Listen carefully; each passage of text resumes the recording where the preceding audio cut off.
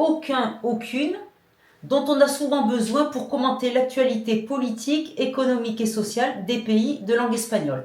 Alors, la première règle que nous allons revoir, c'est que aucun se traduit par ninguno et ninguno devient ningun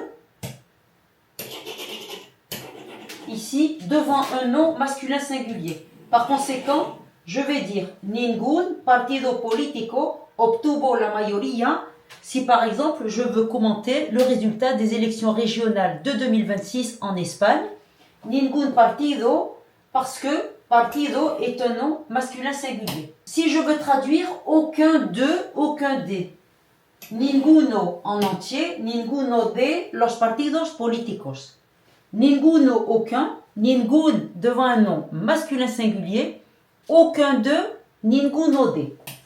Au féminin, aucune, je traduis par ninguna. La règle de l'apocope ne s'applique pas au féminin.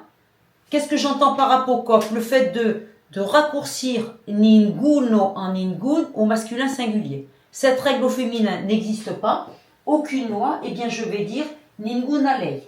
Pareil, je veux dire aucune des lois, je dis ninguna de las leyes. Récapitulons. Comment traduit-on aucun? Ensuite, aucun de, masculin. Et comment traduit-on aucune et aucune de? Est-ce que tu as trouvé la réponse? Allez, on refait le point. Alors, je traduis. Regardez. Alors, je vais simplement ici recadrer. Voilà. D'accord? Alors, pour traduire aucun, ninguno,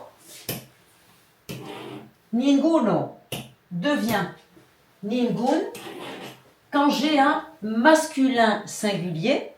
Ensuite, aucun de, ninguno de los partidos políticos. Ensuite, aucune, ninguna.